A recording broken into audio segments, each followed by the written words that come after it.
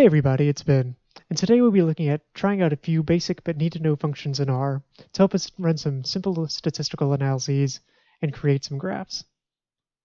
So before we get things started coding-wise, the first thing I like to do when starting a new project is to open up an R script. Now this is basically just a text file that I can type code into and save it for later and come back to if I need to.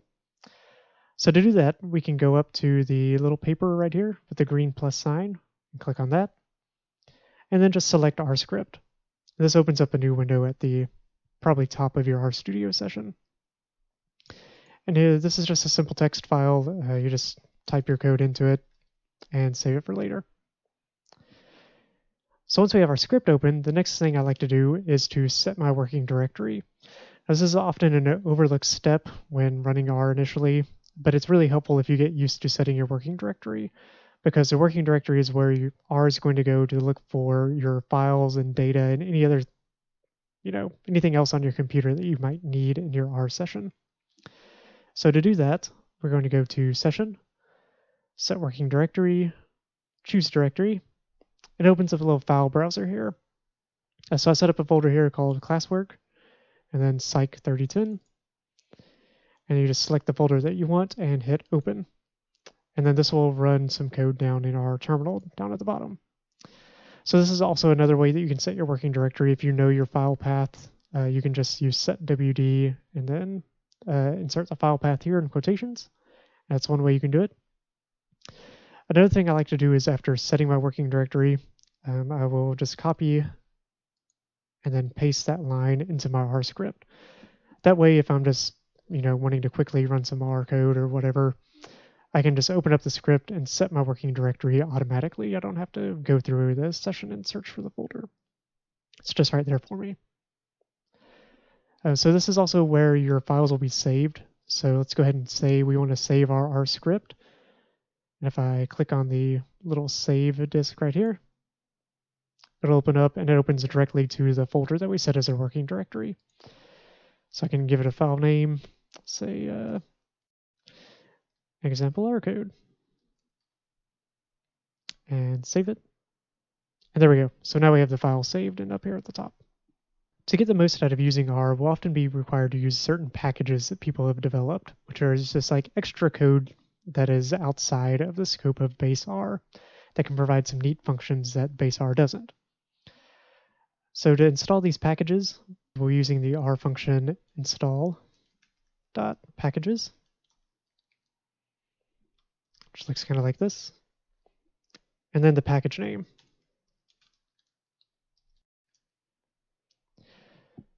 So oftentimes you only have to install packages once, depending upon what system you're using.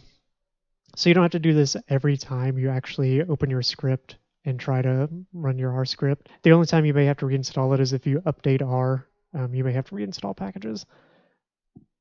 Today we're using a couple of packages such as psych and ggplot2. So let's just see an example of how we would install that package. So let's use psych, for example. And we can just run that. And we see that psych has been successfully installed. So a quick way to run code from your script is if whatever line your cursor is on, if you hit Control-Enter, it will just automatically run that line in the terminal below. So that's kind of a quick handy tip. So like I said, we don't need to install packages every time, so I'm just going to go ahead and take this off. And as we go through the video, if there's a package you don't have installed, feel free to pause the video and quickly install that package as we come to it. Most of them don't take very long, but some of them might take a little bit of time. So now let's get into what you came here for. We're actually going to look at running some simple functions in R and creating some graphs and getting some statistical analyses and output and such like that. We'll try to keep this simple, and we're going to use datasets that are primarily already located in R or in different packages that are in R. And first we're going to start off with frequency distributions. So up here in my script, I'm just going to comment out a section here for frequency distributions. And so if you want to comment something out, you just use the pound or hash symbol. You only need one. And it'll comment out that entire line of whatever comes after the pound sign. And basically, this just means that if you try to run a commented outline, R is just going to ignore it. It just doesn't see anything there. So if you want to leave yourself little notes and comments as you go, this is a good way to do it. Okay, for our frequency distributions, we're going to be using a dataset that's located in this psych package. So just because we already installed the psych package doesn't mean that R knows that we want to use it yet. So we have to tell R that we want to load up the psych package and use, functions and datasets that are located inside of it. And to do that, we use the library function. And so we just call library and then put the package name inside of it and run that. And you see down here in the terminal that it pulled up the library. So once we do that, we're going to pull in our dataset. And we're going to use a SAT, ACT dataset that's located in this package. And we can do that by using the data function and then the name of the dataset. And similarly, we're just going to run that. And once again, I do that using Control-Enter. And we see that R has called up this dataset and has put it into our global environment over here. So if we're interested and we want to see what it looks like, we can move down to our terminal, type in head sat.act, and it'll show us an example of what's in that dataset. So we have a column for gender, education, age, ACT, SAT verbal, and then SAT quantitative scores. So we'll be using this dataset a little bit later on too, and we need to go ahead and do some kind of cleanup work or prep work to it before we can actually use it later on. And so if we click over here on this little blue arrow in our SAT dataset, we see that all of our variables are labeled as integers. And we know that's not really the case.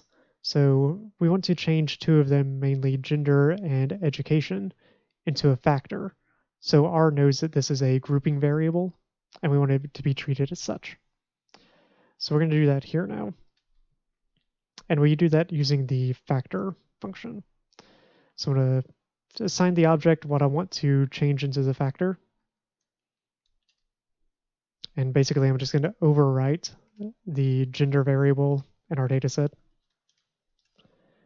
And then call factor. Tell it what we want to factor. So our SAT, ACT, and our gender column. What levels we have in the variable. And so this consists of, it looks like 2s and 1s. 1, 2. And then we can tell it what labels that we want to assign to those numbers.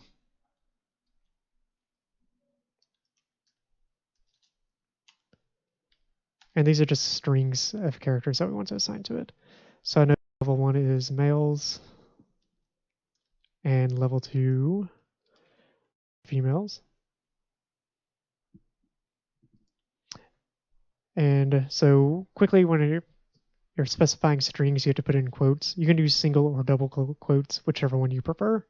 R doesn't care either way, so whichever you prefer. Just make sure you're kind of consistent. If you start with a single quote, you end with a single quote. Same thing for double quotes. So how did I know that these are males and females? Well, if I have any questions about anything in R, be it a package or a dataset or a function or anything, I can go down to my terminal here and I can quickly pull up the help file by typing question mark and then the name of whatever it is I'm confused about. So in this case, a dataset. So I pull that up and it pulls up the help file over here, giving me information about this dataset. So I know that it's a data frame with 700 observations with these variables. It tells me gender down here where males equal 1 and females equal 2. And so that's how I know how to label that up here. All right, so once we have that, let's run our factor. And we can see that gender up here is now changed to be a factor with 2 levels with male and female. So next we also need to factor our education levels. So we're looking at the help file down here. It says that it ranges from 1 to 5. But if you actually look at a summary dataset or the column, we'll do sat.act. We can see that education actually runs from 0 to 5 right here. So I'm going to go ahead and tell it and use those levels, 0 through 5. So we're going to do the same thing here, sat.act, $education, factor it,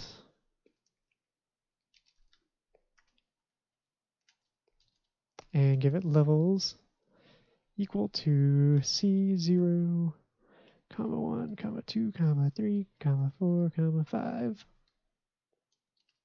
and then assign it labels. So disappointingly, the help file doesn't actually give us a good description on what the levels actually mean. It just tells us that 1 is high school level and 5 is some graduate work. I've actually did a little digging and I found out kind of what those specific levels actually were.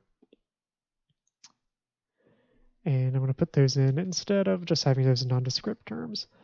So once again, in concatenate, we have for our first one is less than 12 years. We have high school grad. We have some college. Whoops. We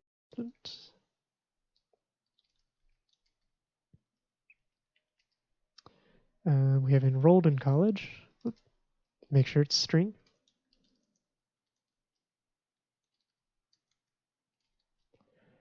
We have college grad.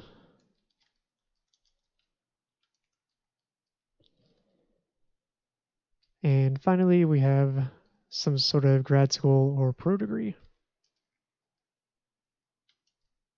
Or professional degree, I guess, instead of pro. All right, and we're going to run that. And we see now that education is factored with 6 levels, and it gives us our levels that we have. So now we're ready to go and actually kind of get into getting these frequency distributions.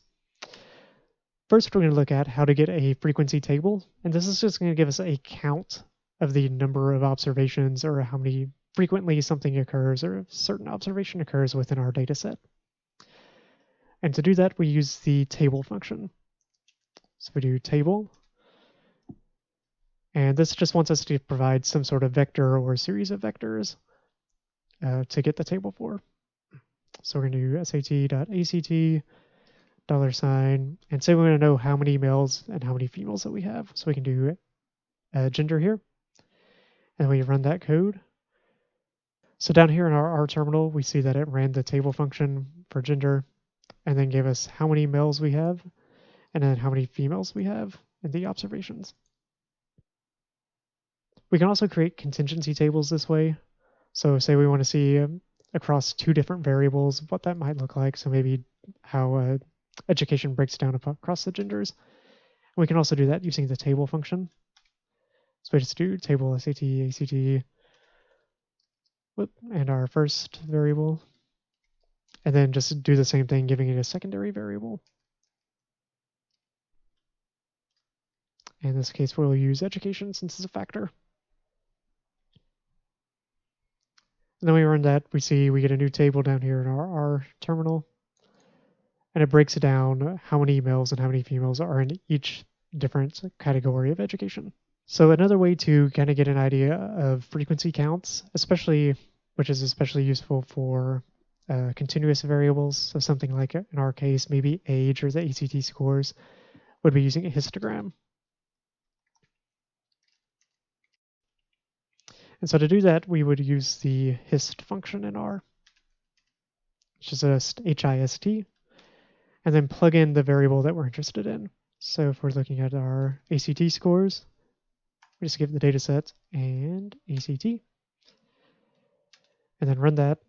And we get a nice quick little histogram that shows the distribution of our ACT scores. So this histogram does look a little bit rough. We have some pretty big bins. It looks like about a span of 5 for our histograms. So if you want to see kind of individually or at a finer grained level how many observations we have in each ACT category, we can go up and modify our histogram code a little bit. And we can do that by adding the breaks argument. This is going to tell how many breaks in the continuum that we want our histogram to have. So our ACT scores ranges from 1 to 36, so we can essentially tell it how fine we want these bars to be. If you want a bar for each of the 36 possible options, you could change that to breaks equal 36. Let's see what that looks like. And so you see now we have a frequency bar for each possible value of the ACT that we have. If that's a little too coarse, we can drop the number of breaks, say to like 15 or something like that.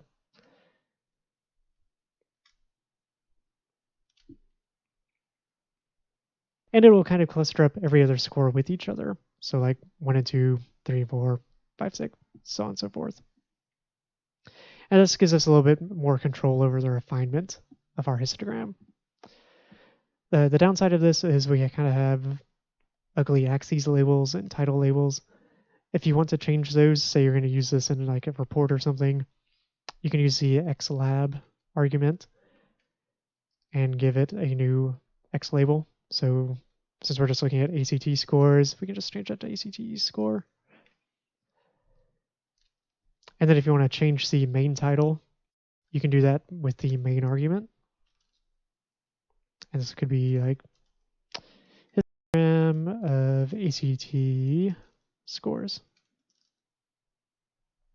And let's see what that looks like.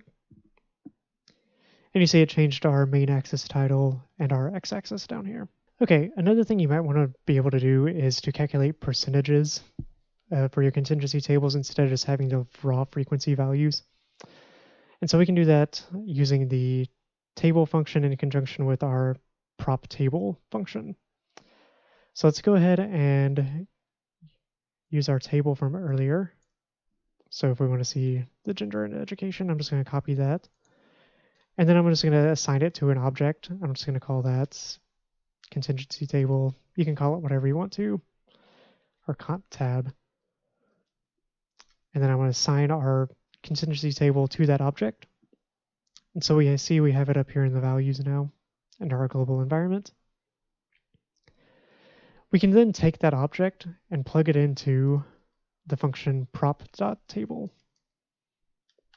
And this is basically just proportions table. So it's going to take the table that we just made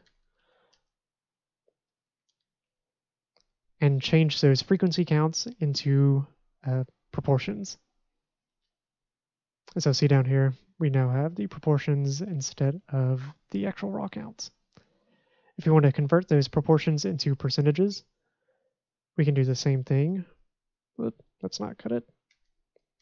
Let's copy it, paste it, and just multiply that table by 100. And now we have percentages instead of proportions. So it's whichever you prefer, whatever's easiest for you and looks the best to you. So next we're going to move into measures of central tendency and looking at means, medians, and modes and how to get that in R.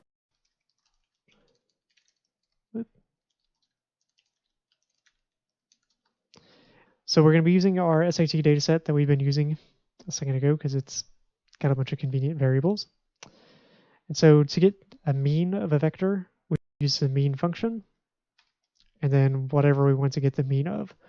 So for example, if you want to know the average ACT score, we can call SAT ACT $ACT and run that in R. So we run that and it spits out 28.55 with rounding. You can do this with any vector that you provided. So if you had something else, you can just throw it into the mean function. It'll spit out a mean.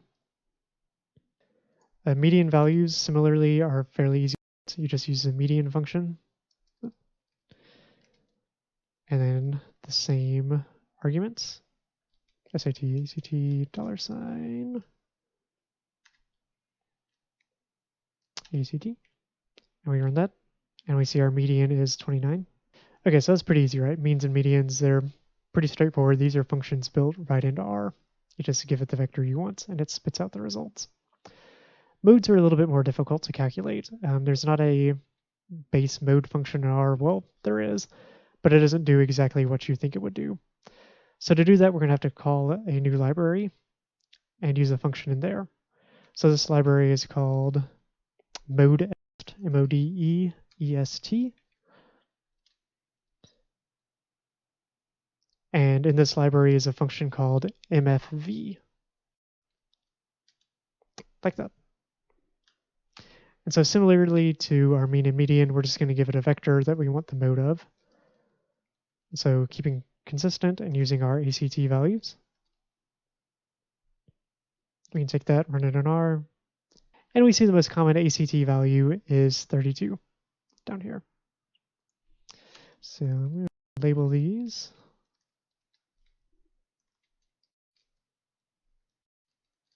Median and mode. Whoop. Make it look nice.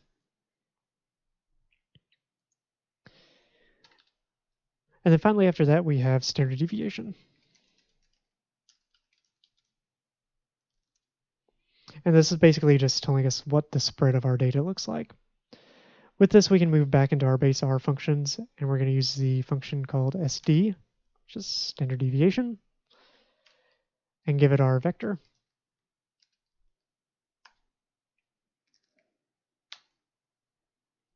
And run that, and we get our standard deviation down here. All right, so there you go. So you've run some basic stats in R, gotten your measure central tendency, means median modes. You've created some frequency plots. So it's kind of just different ways you can explore your data and see what it looks like. So next, let's move into actually conducting some sort of statistical test. And for this, we're going to just do a simple Welch's two-sample t-test. So this t-test assumes that participants in each group are going to be independent, so between subjects, and that the variance between the groups is not equal. So let's get this going. Welch's two-sample t-test. So for this data set, we're going to be using a different data set. So let's mix it up a little bit, and we'll use the sleep data, which is also found in R. And so we're going to do that by using the data function again, and sleep. Call that. And so we see we have a put it over here in our global environment, and we can expect that again using head or the summary function.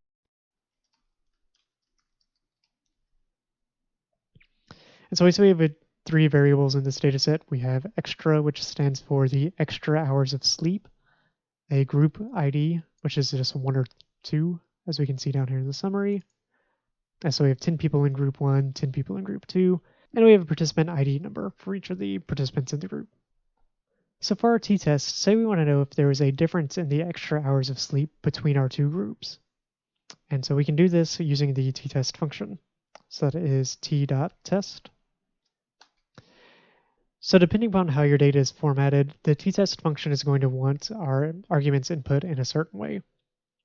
So if we have long data, which is what we have for our sleep data here, and that basically means we have one column in our data set for our dependent variable, and we have one column in our data set for our independent variable, in this case our group variable. So to do that, we have to give our t-test function a formula. And to do that, that would look something like this. So we take extra, which is our dependent variable, and the little tilde sign, and then group, which is our grouping variable, or the two groups that we have. And then tell it what data set that we want to use. So that's data equals sleep. If your data were in wide format, so say you had a column in your data set that's like group 1 and then those scores, and then you have another column that's like group 2 and then those scores, you would just enter each of those columns individually into the t-test separated by a comma. So for example, it would look something like t.test group 1, comma, group 2, data equals sleep. But yeah, but that's only in the case if you have your data in wide format and you have like a column for each group. So we're going to go ahead and delete that and go back to our original one. And let's run that to see what our t-test does. So run it in, we see we get some output for what is a two-sample t-test. This tells us what data we use, so we extra separated by groups. And then we have our t-statistic here, our degrees of freedom, and our p-value. So typically we set our alpha level at p less than 0.05, right? So since our p-value is 0.079, that's not less than p equals 0.05. So in this case, we would fail to reject our null. And the t-test function even reminds us what our alternative hypothesis is down here. So basically, we're looking for a difference in means between group 1 and group 2 that's not equal to 0. We get a 95% confidence interval as well, which is right here. And then we get our estimates for our groups. So we have the mean extra sleep value for group 1 and the mean extra sleep value for group 2. And that's how you do a t-test. A good follow-up to our t-test here would be to calculate an effect size. And for a t-test, that's Cohen's d. Cohen's d. And to do that, we're going to be using another package in R called MOTE, which stands for measure of the effect. So let's load in that library. That's capital MOTE, all caps. And now MOTE contains a lot of different functions to calculate various effect sizes. But for our t-test here, we're going to calculate our d value, and it's an independent t-test with unequal variances between groups. To get our effect size for our t-test, we're going to be using the function called d.ind.t.t. And this function requires we provided a few things. It needs our t-value, it needs the number of people in each of our groups, and our alpha level of interest. So first we're going to give it our t-value, t equals, and we can get that from our t-test down here, which is negative 1.8608. And I'm just going to copy and paste that up here. And then we need to give it the number of people in each group. So group 1, which is N1, equals 10, because we have 10 people in that group. And N2 equals 10 as well, because we have 10 people in that group. And our alpha level is 0.05. That's it. So we can run that code. And we get all this output. So I'm going to squeeze this up so we can see, hopefully see everything about it all at once. There we go. So the first bit of information it gives us is our actual Cohen's d value, which is right here. We then get confidence intervals for our d. So this is our lower bound, this is our upper bound. It tells us how many people we have in each group, our degrees of freedom, our t value, and it also does a t-test as well. So you can like double check to see if you get the same numbers, which you should. So 7939, 79, and it rounds out, but ends up being about the same. All right, cool. So we've run our t-test. We've done some basic measure of central tendencies, our mean, medians, modes. Let's move into plotting and seeing how we can plot this information that we've gained. And first, we're going to start with a bar graph. So to make our bar graph, we're going to be using ggplot2, and that's another package that we're going to have to call in. Library ggplot2. So this is where things get a little bit more complicated when we use ggplot instead of the base plot package in R. And we're doing this because we get a little bit more control out of using ggplot, and we can make much nicer graphs. So if you want to get more advanced, or as you get more advanced, you can create prettier graphs for presentation and such. But we're going to still try to keep it a little bit simple here. So like I said, first we're going to make a bar graph. So what if we wanted to plot our results from a t-test above? So we just want to have some sort of visual representation of the extra sleep hours between the two groups. So let's start by creating an empty plot object, which is going to just be kind of our base graph that's going to set up our ggplot. So I'm going to call that sleep bar. And I'm going to call the function ggplot. And a few things go into this function. So first we need to tell it what data we're going to use. So data equals sleep, comma. And then we have this argument called aesthetics, or AES, which is essentially we're nesting a function inside of another function here. And in this one, we're going to tell it what our x and y values are. So in this case, our x value is going to be our grouping variable, which is group in our data set. And our y value is the extra sleep hours, which is called extra. And so if we run this, that's going to take that bar graph and save it as an object in R that we're going to call in just a little bit. So to actually get the plot, we're going to kind of tack on a few functions and objects together here. So first I'm going to call that original bar graph that we just made up, or that original plot that we just made up. It's kind of just hiding in the background currently, which is sleep bar. And now I'm going to tell R I'm going to use it in conjunction with some other functions from ggplot. So I'm going to add the plus sign here. And now we need to tell the plot what we want to actually plot. So in this case, we want bars, and we want to plot the means probably of each group. And we want to have some sort of confidence interval with this as well. So there are a few functions in ggplot2 to help with this. The first one we're going to be using is stat summary. So it's stats underscore summary. And this is going to tell R that we want to take some sort of a function and apply it to our variables in our plot that we already have, which is our sleep bar, and then what type of geom or output we want, so a bar. So we're going to start with the function, which is just fun equals mean, and then our geom, which is bar. So we're just telling it we want a bar graph, or to use take our extra sleep values, calculate the means, and turn it into a bar graph. And we have a few other commands that will determine the color of the bar. So fill is going to be the color of the inside portion of the bar. And we'll see what it is in a second. So I'm just going to make that white for now. And then color is going to be what color we want the outlines of the bar to be. And so for ease, I'm just going to make those black. And so if we go ahead and run this code here with our sleep bar plus stat summary, we should get a bar graph out.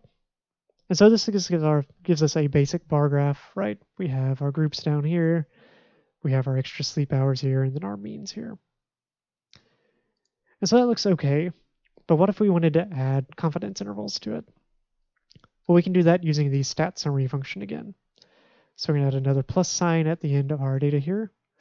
I'm going to start a new line with stats underscore summary.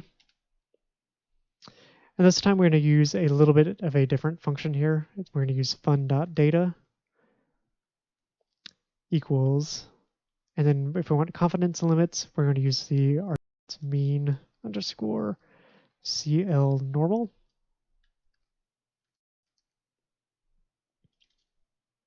And for geom, we're going to use error bar.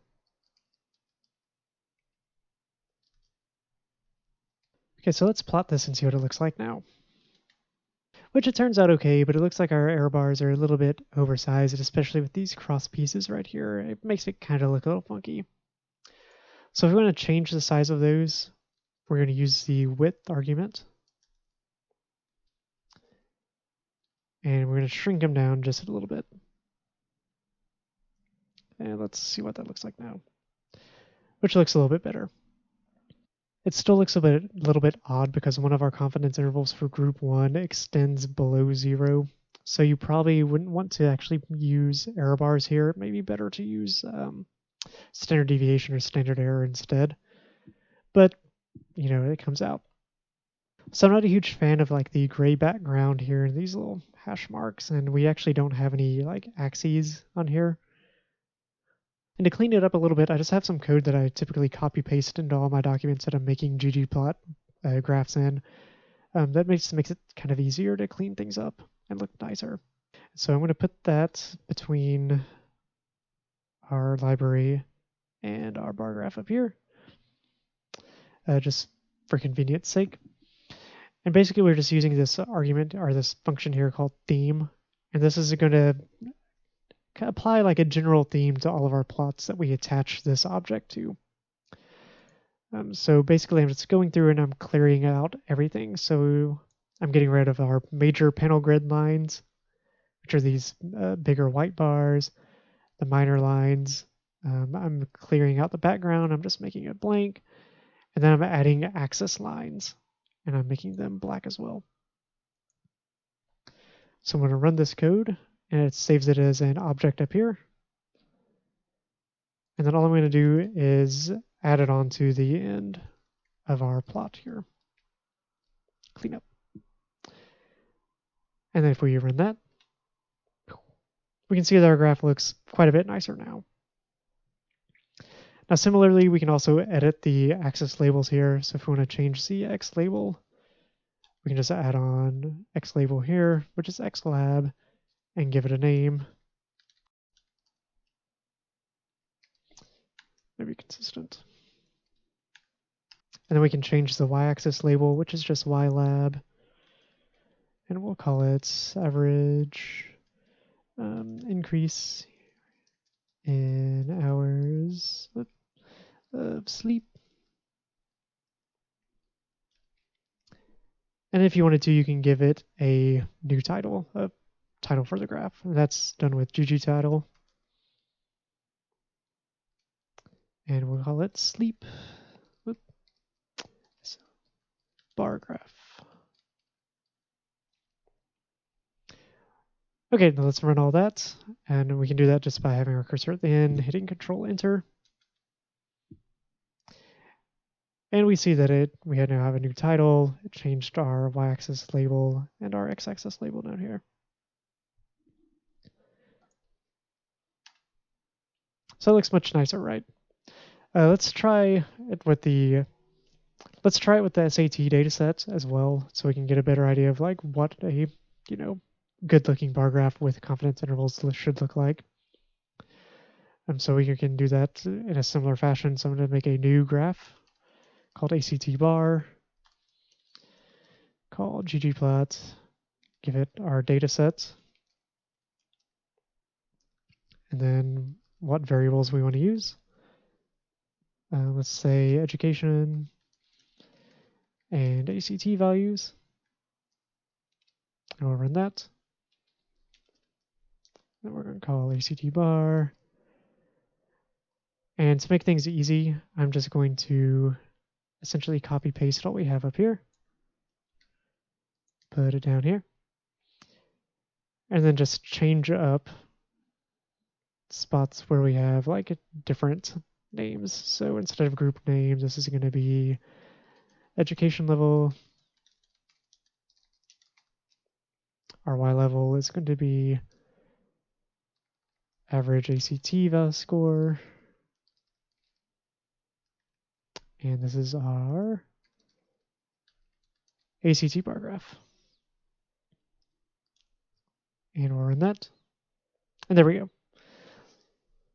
Looks like a normal bar graph now, right? And since we created those factors earlier, we can see down here that we have our less than 12 years, high school grad, some college, and so on and so forth. If we didn't create factors here, ggplot may have gotten mad at us, or it would have just labeled everything with 0, 1, 2, 3, 4. So it's one good thing about setting things up initially. Okay, next we're going to look at making a box plot. Now we're going to continue using ggplot. There is a function in base R called boxplot you can also use, but once again, ggplot makes nice, better looking graphs. And we're going to follow the same steps that we did above. So we're going to make our box plot, or set up our initial box plot here. I'm going to go back to the sleep dataset, since we only have 2 groups there. So I'm going to call it sleep box, and set up our plot using our sleep data. And we're going to plot group by our extra amount of sleep. I'll run that and make sure it's spelled correctly.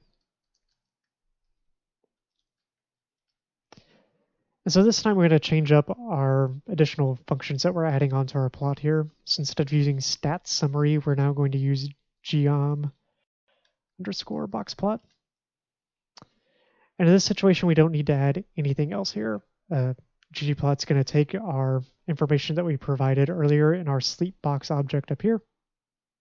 And it's just going to go ahead and use that to fill in our geom box plot here. And similarly, we can create X labels and Y labels. Which is going to be extra hours of sleep.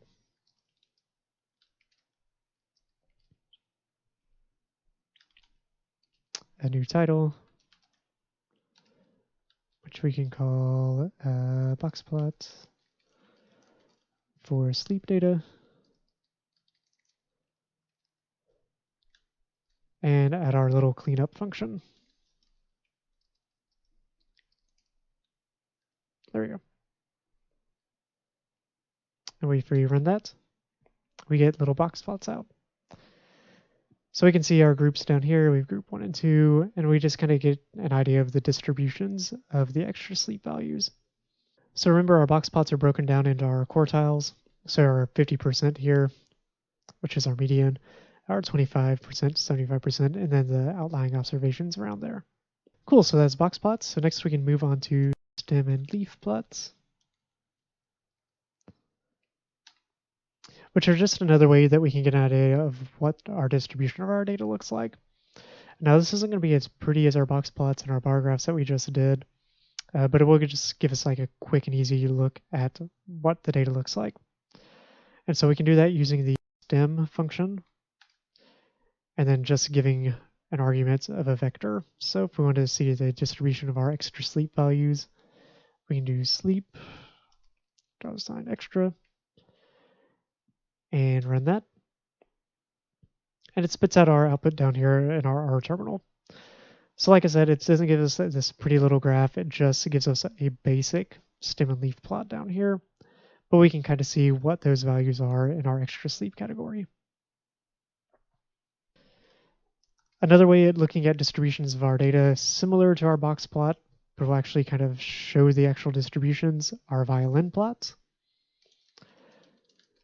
And we can go back to ggplot to make those.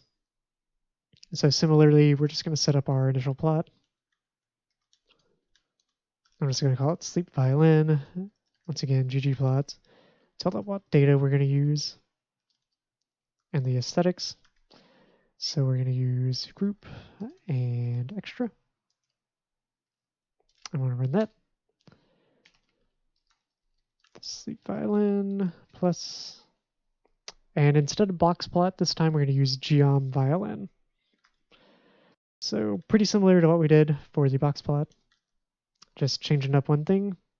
And since it is the same, I'm just going to copy and paste everything from up above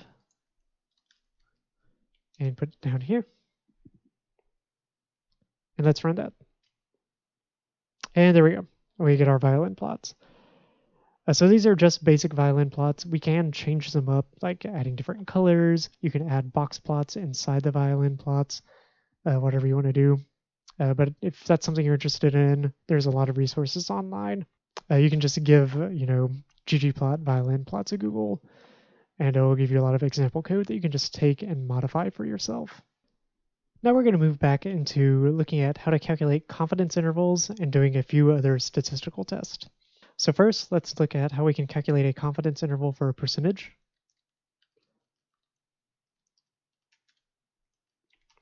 All right. And to do this, we're going to be using the prop test function, which looks like this, prop.test. And this function requires that we give it the number of successes that we have, the total number of observations, and the probability that we want to test against. So for example, say we have a coin, we want to test if the coin is fair, and we flip it 100 times. And out of those 100 flips, we get heads 62 times. So to get our proportion test and then a confidence interval for our percentage out of that, we're going to say x is equal to 62. And these are the number of successes that we had. So whatever you classify as a success, that's going to go here. The total number of observations, so n equals 100. And then the probability that we want to test against. P equals, and since it's a coin, we can probably safely assume that it should be a 50-50 shot for either side. And then we just run that. And we get our output down here in our terminal. So we have our data, which is 62 successes out of 100 total, our null probability. This gives us our chi-squared value, our degrees of freedom, and then our significance value right here. So once again, if our alpha value is set to p less than 0.05, we get a p-value of 0.02, which says that we can reject the null, so maybe our coin isn't actually fair at all. And then down here we get our confidence interval for our proportion here. If it'll highlight, there we go. So this is a quick and easy way to get a confidence interval for that proportion, even if you're not interested in the actual proportion test. That's a good way to do it. That way you don't have to actually type it out and, do all the math things. And while we're on confidence intervals, let's take a bit more of an advanced step and look at how we would maybe create a plot to show all of our confidence intervals on the same graph. And so if you remember from class in your discussion on confidence intervals, basically we're taking this idea that if we took our study and we replicated it tens, hundreds, thousands of times, a certain proportion of those confidence intervals that we calculate for each of those replications, a certain number of those are going to capture our true mean value, or whatever statistic we're looking for. So if we set up a 95% confidence interval, we have 100 replications. 95% of the time, or 95 of those confidence intervals, should capture the true mean. And so if we were to actually do that, what would that look like? So let's go ahead and set up an example here. And so before we actually make our confidence interval plot, so make CI plot, we need to generate some data because I don't have, 100 replications of a data set. I'm just going to, or 100 replications of a study. I'm just going to kind of make up my own here, just as an example.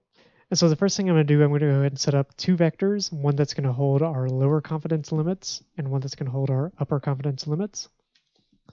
So I'm just going to call the first one lower. I'm going to use the rep function, which just replicates a value. And I'm just going to make it blank. I'm going to fill it with NAs. And I'm going to replicate that 100 times. And I'm going to do the same thing for our upper limits here. Rep NA 100. And so as you see over here in our global environment, we just have two vectors that contain nothing really 100 times. Now, if you want to make this replicable or able to be repeated, we need to set our seed. And this is basically going to tell our where to set us kind of a start point for when it randomly generates numbers. And so to do that, we just use the setSeed function and then give it some sort of number. It can be any number. Typically, I try to give it some sort of 6 or 7 digit number, but you can use 1, 2, 3. It doesn't really matter. It just gives it a standard where to start. So to keep it consistent, I think I'm going to do this. And then I'm going to set up a for loop. So this for loop here basically is going to, I'm going to tell R, I'm going to give it a series of commands to run, and I'm going to tell it how many times to run those commands. This is something you're probably not going to have to use every day or even in like research methods too. So if you want to, you can just copy paste this in. But to kind of walk you through my process and what I'm doing here, I'll just kind of like talk you through it pretty quickly. So to start the loop, I'm going to type for, FOR, and then I need to give it some sort of variable. So this is going to be what is going to change in each iteration of the loop. Typically this is I, but you can use whatever you want to as long as you're consistent. And then I'm going to tell it for how long I want to run this loop. So I in 1 to 100 because I want to do it 100 times. These are parentheses. And then I'm going to give it open curly brackets. And so between these two brackets here, I'm going to type the code that I want R to run and loop through. And to do that, I'm going to first kind of set up a model. So I'm going to give it a output variable or outcome variable. I'm just going to call this Y. And then I'm going to take just random numbers from a normal distribution. And to do that, that is our norm. And I tell it how many I want. So I just want 100 observations. I want them taken from a normal distribution with a mean of 5 and a standard deviation of 5 as well. All right. And then I'm going to take these values and I'm going to calculate our confidence limits off of that. So I'm going to first, if you remember back to the vectors I just made with the lower and upper limits, for my lower vector, I'm going to fill it in with the lower limit. Whoops, not one, I. And so this basically says, take the object lower and the ith observation in that. And then I'm going to calculate the lower limit here. So if you remember from class, our calculation for confidence limits for a mean, we take the mean value. So in this case, I'm going to take the mean of our y vector we just made up here. And the lower limit, I'm going to subtract off our constant, which is 1.96 for a 95% confidence limit. That's the z-score. And then I'm going to multiply that by the standard deviation of y divided by the square root, SQRT, of the number of observations we have in y.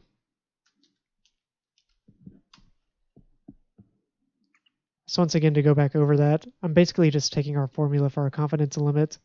I'm calculating our lower limit and plugging it into the ith observation in our lower vector here. And so I'm going to take that and do the same thing. Let me try that again. I'm going to copy paste that. I'm going to do the same thing for our upper limit here. Paste that. But instead of using the subtraction here, I'm going to add it.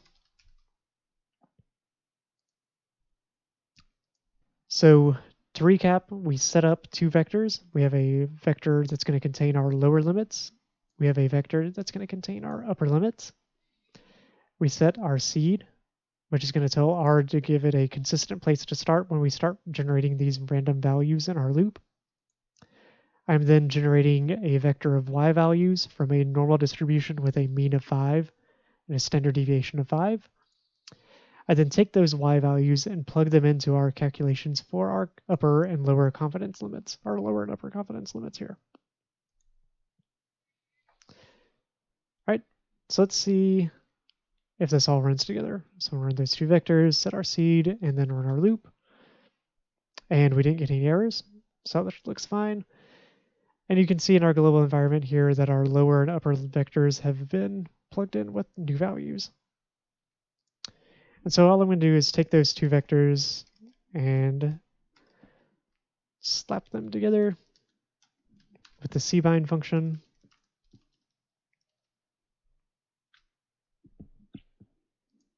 And now we can see what that looks like. So if I go into our terminal down at the bottom, type head, and then CIs, we can see that we have a matrix now with our lower and upper limits. Okay, so now that we have our confidence limits, we can then take it and plug it into our graph. So to do that, we need to do some initial setup first. First, we're going to identify which of our confidence intervals aren't actually covering our true population mean. And so we know what our mean is because we specified it up here in our y values. And we're pulling all these numbers from a normal distribution with a mean of 5. And to do that, I'm going to set up a new object. I'm just going to call it ID. And so basically, I'm going to tell R to cycle through our confidence limits, our intervals here, and figure out which ones do not contain 5 in them. To do that, I'm going to use the which function. Okay, so I want this object to essentially include all of the confidence limits which do not contain 5. And so to do that, I'm going to tell R, I'm going to use the exclamation mark to tell R that I want the observations that are not this. And I want to use our lower bound. So I'm going to subset it and take the first column. And I want that to be less than or equal to 5. And I need the observations in our second column, our upper limits, where 5 is less than or equal to that upper limit of the second column. So if I run that, and we can look at what it looks like. So if I call ID, so basically rows 8, 9, 12, 25, 32, and 88, those confidence limits do not include 5 in them. And then we can start making our plot. So to do this, I'm just going to use the basic R plot function, which is plot. So I'm just going to right now give it an empty plot, so by putting 0 there. And I'm going to go ahead and tell it what I want my x limits and y limits to be. So our x lim. And this just needs to be something that kind of bounds our distributions or our confidence intervals. So since we pulled our data from a normal distribution of mean 5, standard deviation of 5, as long as we kind of make our central value 5 and make our limits kind of around that, it should be good. So maybe something like 2 to 8 or something like that. Our limits, we have 100 observations. So this is just going to be from 1 to 100. And I'm going to go ahead and give everything labels. So ylab is our symbol. Our x labels are different potential mu values or mean values. So I'm going to set that up using the expression function. You can also just say mean here, or population mean, if that works. So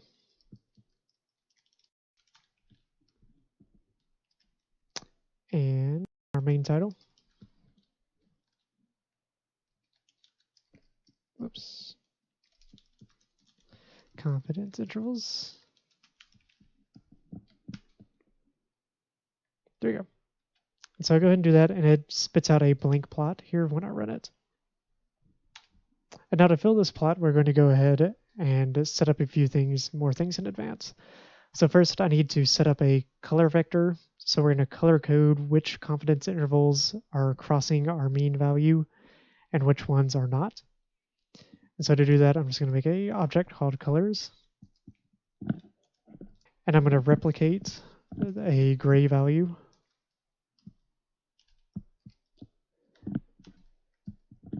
Oops. 0.6. And this is kind of like just a neutral gray color. I'm going to do that 100 times. And now I'm going to use those ID functions that we used earlier, or that we made earlier. So basically, we have our color vector that's just full of gray right now. I'm going to tell it to take that color vector, and for all of those rows that we don't have covering the mean, I'm going to change that color to red instead. And so if we look at this vector now, we have a lot of grays, and then some are going to be red instead. And so after that, we can add a vertical line to our graph showing our true population mean. In this case, it's 5. And we can do that by using the AB line function. And we tell it we want a vertical line at 5. And then we can change the line type here. And we run that. And we get a dashed line in our plot at 5. Okay, we're almost there. So to do that, we're going to set up another for loop similarly to how we did above. So once again, we're going to do for I in 1 to 100 because they have 100 samples. Okay, so to do that, we use the lines function in R. And basically, we're just going to plug in our x and y coordinates here. So for our x value, we need to give it our 2 confidence limits from our confidence interval object that we had. So we're going to concatenate those together. And we want to pull out, CIs, the ith observation from the first column, which is our lower limit. And we want to pull out the ith observation from our upper limit here. And that's going to tell it the x coordinate. Our y coordinates are just going to be where it is in terms of sample number. So each of those x coordinates need a y coordinate to go with it. So we're just going to tell it to use those ith observations. And then we tell it what color to make the line. And we're going to pull that from that color vector that we just made. And once again, we want the ith observation from there. And then what type of line that we want, or how wide we want the line.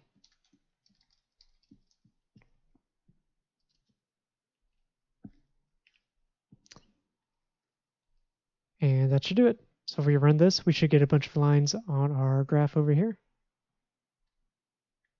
And there we go. So we see we get a horizontal line for each of those samples that we did, and every confidence interval that crosses our population mean of 5 is gray, and all of those that do not have been labeled red. So you can see out of the 100 samples that we ran, about 5, I think 6, 1, 2, 3, 4, 5, 6 of them did not cover the true population mean, which isn't exactly 95, but it's close enough with random chance. Okay, to wrap things up, we're going to be running a One Way Anova and regression model in R. So to start off, let's work on the One Way Anova. So our One Way Anova is going to be used when we want to compare more than 2 groups. So similar to our t-test, which can only use 2 groups, this one will be used for 3, 4, or more groups, kind of within the same category. So we can do this a couple ways in R. We can either use the lm function in conjunction with the ANOVA function, or we can use the EZ package, which comes with a function called EZ-ANOVA. First, let's look at how we would do it using the normal base R functions. So to do that, we're going to first set up our model, our initial model. I'm just going to call this mod, and we're going to use the function lm. So for these analyses, let's go back to our ACT, SAT dataset, because we know we have a variable there that has more than 2 groups, right? It's education. We have 5 or 6 groups in that one. And so to do that, we need to specify the model that we're interested in. So maybe we want to see if ACT scores differ between each education group. And so similar to our t-test function above, we're going to specify our model here. And we want to use ACT, or we want to predict ACT using education. And we want to use the dataset sat.act. And we run that.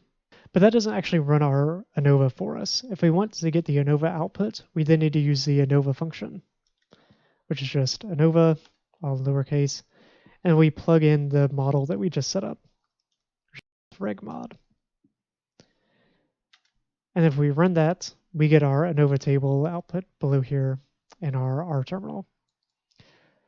So we see we have our independent variable here, education, 5 degrees of freedoms, our sums of squares, mean square, our f value, and then our p value here. So once again, since it's less than 0.05, we do reject our null. There are some sort of differences between our groups somewhere, but we don't know where just yet.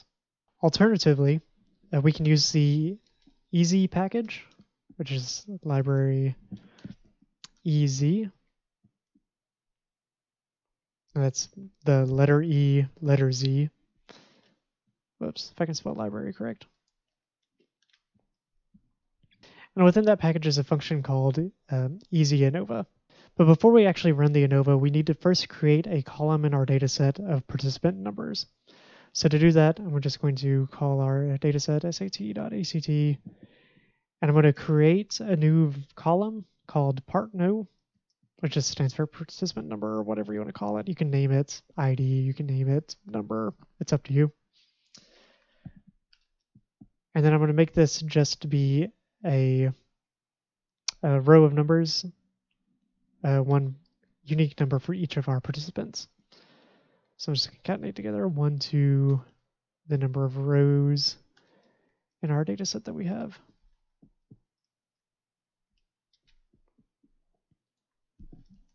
And so if we look at that now,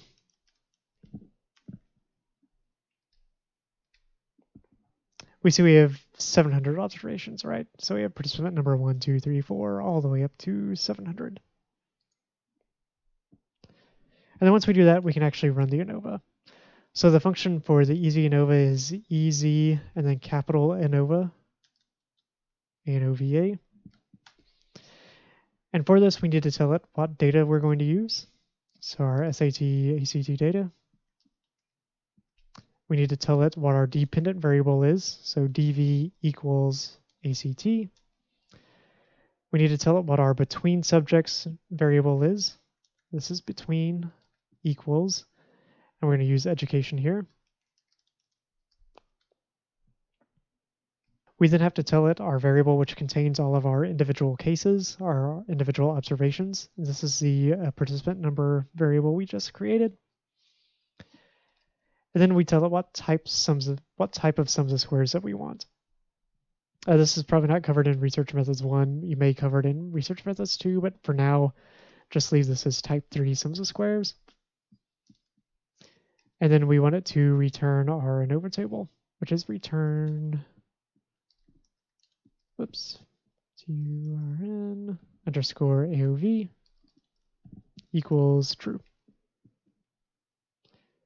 And if we run that, we get our output here. It gives us a couple warnings. It wants our participant numbers to be a factor, so it automatically does that for us. It then warns us that our data is unbalanced, meaning that we don't have an equal number of participants in each of our groups. So just telling us to make sure that we are picking the types of sums of squares that we want for that. Since we specified type 3, that's okay for this example. We then get our actual ANOVA output down here. So here's our ANOVA table where we have our effect that we're interested in. So education, our degrees of freedom, between, our residual degrees of freedom, our F statistic, and then our p-value, and then if it is significant or not. This is an effect size for our ANOVA. We also get some extra output here, which is our Levene's test for homogeneity. We're not going to cover that now. And then we get a repeat of our ANOVA table down here, which gives us our sums of squares for our variable down here, education, and then our residuals, and then their associated degrees of freedom here. So cool. Just another way that you can get the ANOVA out. Typically, after you run an ANOVA, you'll want to do some sort of follow-up for that to see where our group differences are. And these are often called post-hoc tests. And basically for these, we're adding some sort of correction to our t-test to see where our group differences lie. We're not going to talk about this a whole lot. I just want to kind of show you how to do that in our for your Research Methods 2 class, just in case. And to do that, we're going to use the pairwise function. .t.test. And for this, we're going to plug in our dependent variable, SAT, ACT, $ACT. We're going to tell it what our between subjects variable is, our independent variable in this case. SAT, ACT, $education. This is between subjects, so it's not paired. Equals false. We are assuming that our variances are not equal.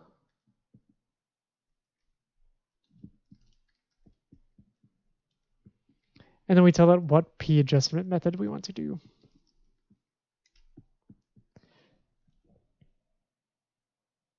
And to keep it easy, we're just going to use Bonferroni. And this basically is just going to adjust our alpha value since we're making multiple comparisons here. If we run this, it's going to spit us out a matrix showing our p-values for each level of our education. So basically, you just want to go through here and see if there are any that are less than 0.05. And in this case, it looks like we have one value right here, which is less than 0.05, which is just saying people in the graduate professional degree group have different ACT scores than people who have some college right here. So that's where we're getting our significance in our ANOVA from. Okay, and finally, we're going to look at how to conduct a regression with two predictor variables. And we're going to do this in a similar way that we did our One Way Anova. So we're going to go back and use that LM model, except we're just going to make it a little bit more simple. So let's set up our regression model. Oops. And our LM function. So with regressions, typically we're going to use some sort of continuous dependent variable with continuous independent variables. So let's test to see if there is a relationship between people's ACT scores and their 2 SAT scores. So similar to above, we're going to say ACT is our dependent variable, and we're going to predict that with our SAT verbal plus our SAT quantitative scores. And the dataset we're using is sat.act. And there we go. Then to see our output for our regression model, we just use the summary function and plug in our model here, whatever we called it.